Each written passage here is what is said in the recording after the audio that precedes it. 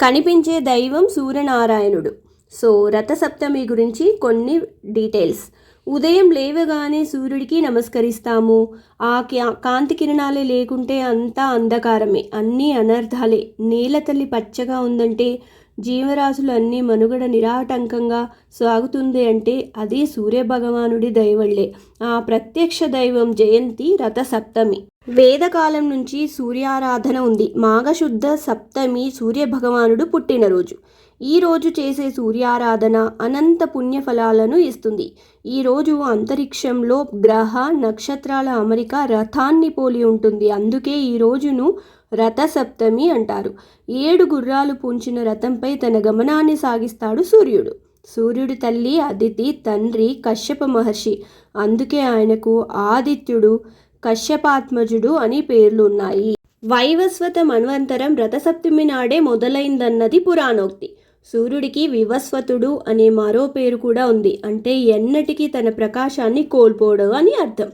సత్యవ్రతుడనే రాజు తపస్సు చేసి సూర్యుడిని మెప్పించిన తర్వాత ఆయనకు సంధ్యాదేవికి వైవస్వత మనువుగా జన్మించాడు. ఆయనను శ్రాద్ధదేవుడిగా పూజిస్తారు. అందుకే రథసప్తమి నాడు పితృదేవతలకు తర్పణాలు విడిచే ఆచారం కూడా మొదలైంది. సూర్యుడు ఉత్తరాయణం దిశగా పయనించడాన్ని సూచిస్తుంది రథసప్తమి. ఈ కదలిక శీతాకాలపు చలికి ముగింపు, వసంతకాలపు వెచ్చదనానికి ఆరంభం. జ్యోతిష్య శాస్త్రం ప్రకారం సూర్యుడు మకర రాశిలోకి ప్రవేశించిన తర్వాత తన పయనాన్ని వేగవంతం చేసుకునే రోజు. సూర్యుడి రథంలోని సప్త అశ్వాలు వారంలోని 7 రోజులకు, ఇంద్రధనుస్సులోని 7 రంగులకు ప్రతీక. దేవతలు కూడా సూర్యదేవుణ్ణి ఆరాధించారు, పూజించారు. శ్రీకృష్ణుడి పుత్రుడైన సాంబునికి శాపవశాత్తు కుష్ఠువ్యాధి వస్తుంది.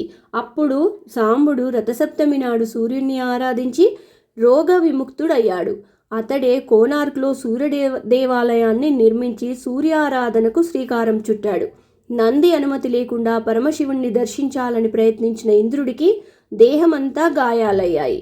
రథసప్తమి నాడు సూర్యుడిని ఆరాధిస్తే ఫలితం ఉంటుందని నంది తెలియజేయగా అలాగే చేసి ఉపశమనం పొందాడు ఇంద్రుడు.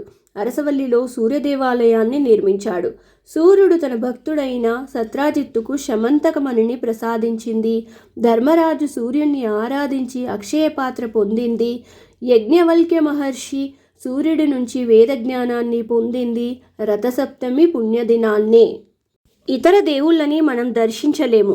సూర్యుడు మాత్రం ప్రతినిత్యం కనిపిస్తాడు. తన కరుణా కటాక్షాలను ప్రసరింపచేస్తాడు. ఆ ప్రత్యక్ష నారాయణుడికి నమస్కరించుకుంటే చాలు, మనసు ప్రశాంతంగా ఉంటుంది. సూర్య నమస్కారాలు చేస్తే ఆయురారోగ్యాలను ప్రసాదిస్తాడు. ఆదిత్య హృదయం పఠిస్తే అష్ట ఐశ్వర్యాలను సిద్ధింపచేస్తాడు. పవనసుతుడు హనుమంతుడు సూర్యభగవానుడి వద్ద శిష్యరికం చేసి వేదోపనిషత్తుల్లో పాండిత్యం గడించాడని పురాణాలు తెలియజేశాయి.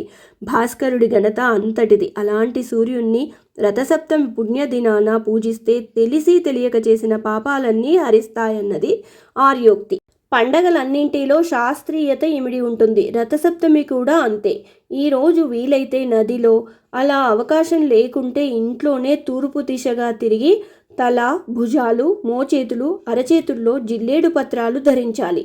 సప్త సప్త మహాసప్త సప్త ద్వీపా వసుంధర సప్తార్క పూర్ణమాదాయ సప్తమి రథసప్తమి అని 3 సార్లు స్మరించి స్నానం చేయాలి. సూర్యుడికి జిల్లేడు అంటే అత్యంత ప్రీతి.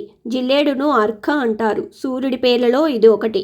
ఇవి పాపాలను, వ్యాధులను నశింపచేస్తాయని విశ్వసిస్తారు.